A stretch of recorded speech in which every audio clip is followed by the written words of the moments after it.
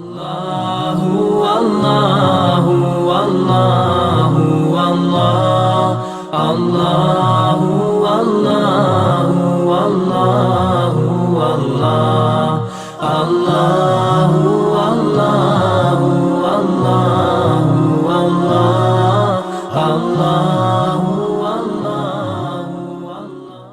अस्सलामुअलैकुम।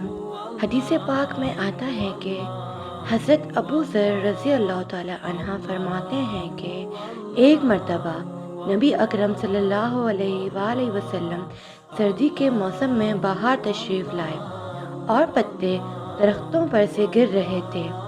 आप सल्लल्लाहु अलैहि वसल्लम ने एक दरख्त की टहनी हाथ में ली, उसके पत्ते और भी गिरने लगे। आप सल्लल्लाहु अलैहि वसल्लम ने फरमाया, ए अबू ज़र, मुसलमान बंदा जब इखलास से अल्लाह के लिए नमाज पढ़ता है तो उससे उसके गुनाह ऐसे ही गिरते हैं जैसे ये पत्ते दरख्त से गिर रहे हैं। और इस अहदीस के फ़ायदे बयान किए जाते हैं कि सर्दी के मौसम में दरख्तों के पत्ते ऐसी कसरत से गिरते हैं कि बाज़ दरख्तों पर एक भी पत्ता नहीं रहता।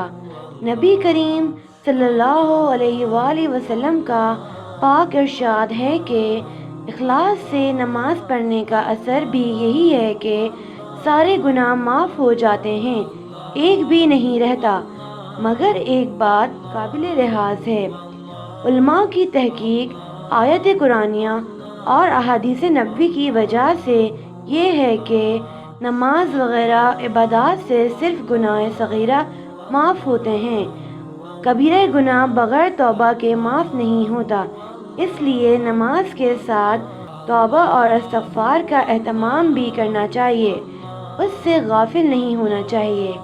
अलबत्ता हक़ ताला शाना अपने फ़ज़ल से किसी के कबीरा गुनाह भी माफ़ फरमा दें तो दूसरी बात है।